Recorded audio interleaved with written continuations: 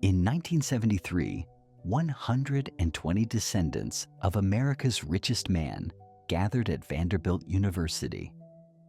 It was the first reunion in the family's history, and when reporters asked how many millionaires were in attendance, the answer was zero. $185 billion. That's the inflation-adjusted value of what Cornelius Vanderbilt left behind when he died in 1877. It was the largest fortune ever accumulated by an American. Larger than Rockefeller, larger than Carnegie. And it took his heirs just 3 generations to lose almost every dollar. This isn't a story about bad luck. It isn't a story about market crashes or failed businesses. The Vanderbilt collapse was a governance failure, a structural breakdown in how the family managed, distributed, and ultimately consumed its own wealth. Over the next 20 minutes, we're going to perform a forensic examination. We'll trace exactly how one family built the largest fortune in American history and then systematically dismantled it. Because the Vanderbilts didn't lose their money, they spent it. And the pattern of how they spent it reveals something critical about how generational wealth actually fails. Cornelius Vanderbilt was not born wealthy. He started with a single boat, a $100 loan from his mother at age 16 to ferry passengers across New York Harbor. By the time he died 66 years later, he controlled more capital than the United States Treasury. His method was simple and brutal. Underprice the competition until they broke. Then buy their assets at a discount. He did this first with ferry routes, then steamships, then transatlantic lines. By his 40s, they called him Commodore, not as a military rank, as a statement of commercial dominance.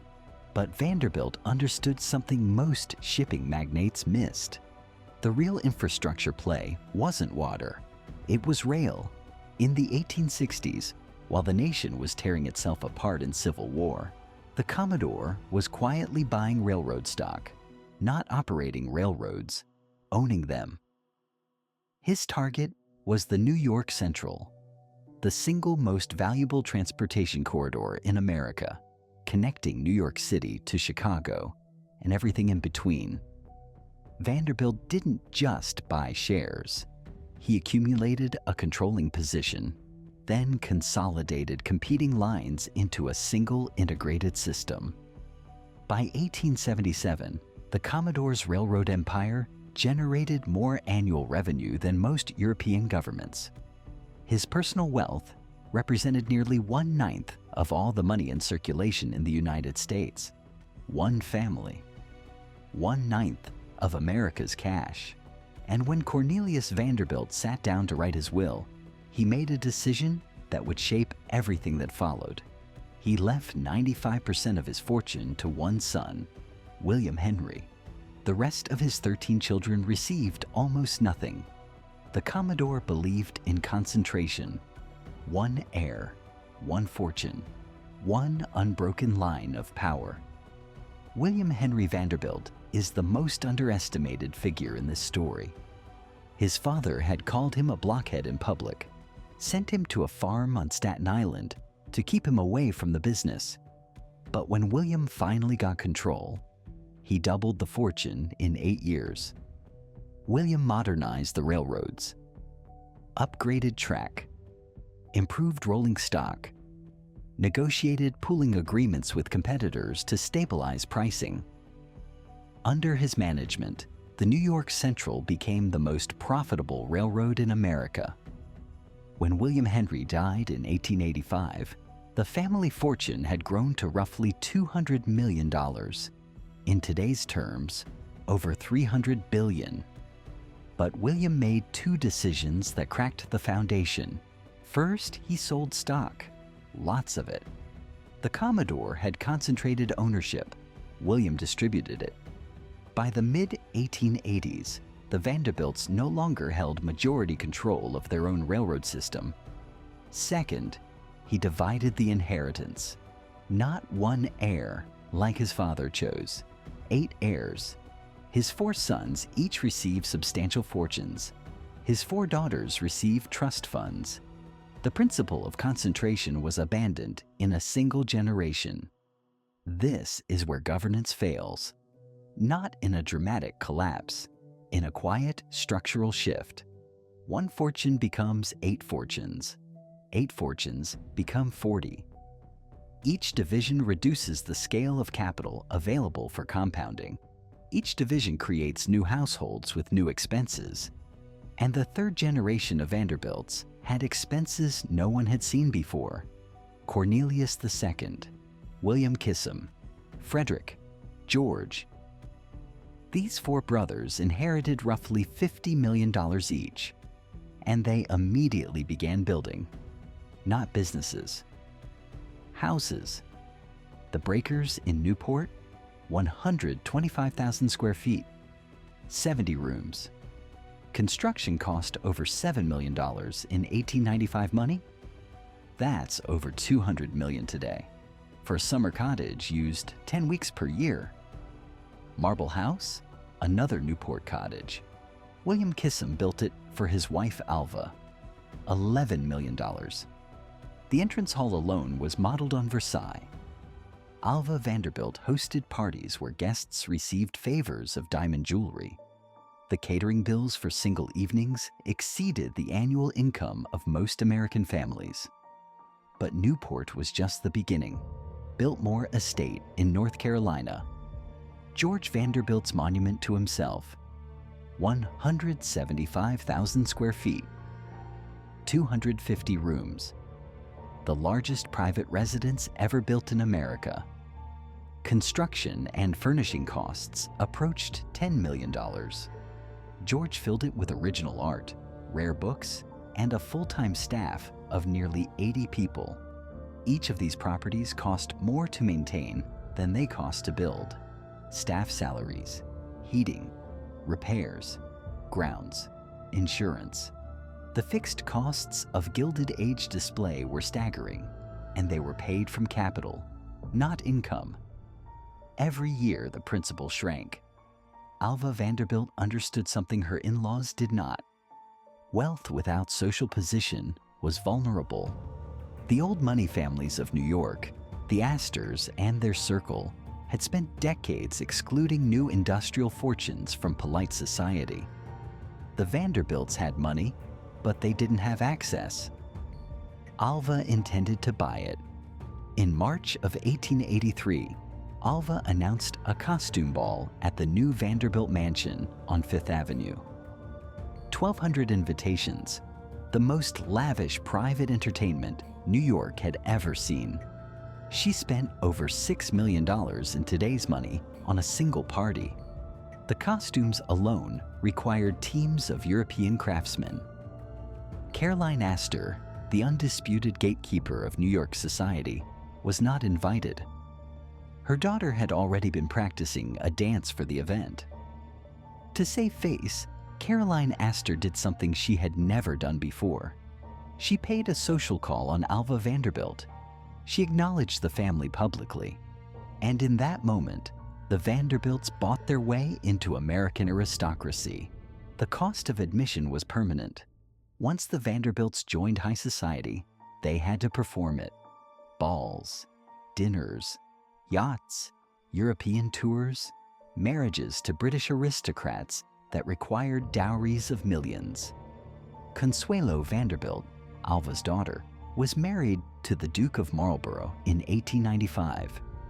The price was $2.5 million cash and railroad stock worth $50,000 a year for life. These marriages didn't consolidate wealth. They exported it, and they came with obligations that lasted generations. The Vanderbilt lifestyle wasn't self-sustaining. It was consumptive. The fortune was being converted into experiences, objects, and status, none of which generated returns. By 1920, the pattern was clear. Vanderbilt mansions were being demolished. The cost of maintaining them exceeded their value. 77 houses built by various Vanderbilts in Manhattan alone. Nearly all of them were torn down within 50 years of construction. The Fifth Avenue mansion that hosted Alva's famous ball? Demolished in 1914 for commercial development. Cornelius II's mansion at 57th Street, the largest private residence in New York City history. Torn down in 1927. The family sold it for considerably less than it cost to build. The breakers survived only because it was donated to a preservation society. Biltmore survived only because George Vanderbilt's widow converted it to a commercial tourist attraction. The assets that weren't destroyed were surrendered. What remained of the railroad holdings was gradually sold to meet obligations. By the 1940s, no Vanderbilt held a significant position in any major American corporation. The operating businesses that created the fortune were completely separated from the family that built them. And then came 1973, Vanderbilt University. 120 heirs gathered in a single room. Journalists counted them. Accountants examined them. And despite being direct descendants of the richest American who ever lived, not one could claim millionaire status. 3 generations.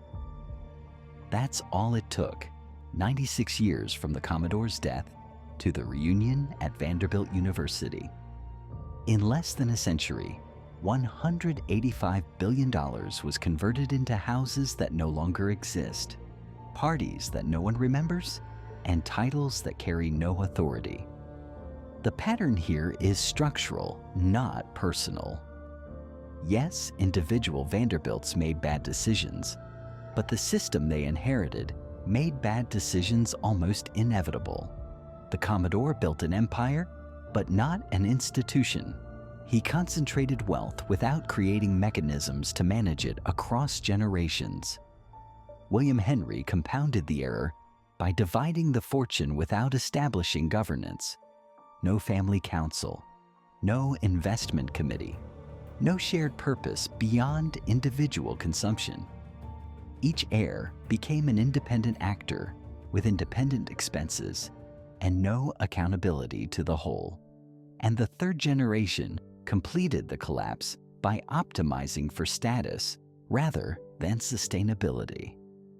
They confused wealth with the appearance of wealth, built monuments to their own importance, and discovered that importance has a carrying cost that eventually exceeds any fortune. The alternative history is striking. If the Commodore's $100 million had simply been invested in a diversified portfolio and left to compound at market rates with reasonable withdrawals, the Vanderbilt fortune today would exceed $2 trillion. It would be the largest family fortune on Earth by a significant margin. Instead, it was consumed in 3 generations, not by taxes, not by market crashes, not by business failures, by lifestyle, by display, by the systematic conversion of productive capital into unproductive assets. There's a saying in family wealth circles: shirt sleeves to shirt sleeves in 3 generations. The Vanderbilts didn't invent this pattern, but they executed it at a scale no family had achieved before. The largest fortune in American history reduced to nothing by the simple failure to build systems that outlast individuals. The Commodore built an empire. His children preserved it. His grandchildren displayed it. And his great-grandchildren discovered that there was nothing left to inherit but a name. This is what happens when wealth has no architecture, when fortunes are built by individuals and consumed by families, when concentration becomes division, and division becomes consumption, and consumption becomes nothing. The Vanderbilts were the first act of the Gilded Age, but they weren't the only dynasty playing this game. In our next episode, we examine a family that made the Vanderbilts look like amateurs. A family that didn't just buy real estate. They bought Manhattan itself,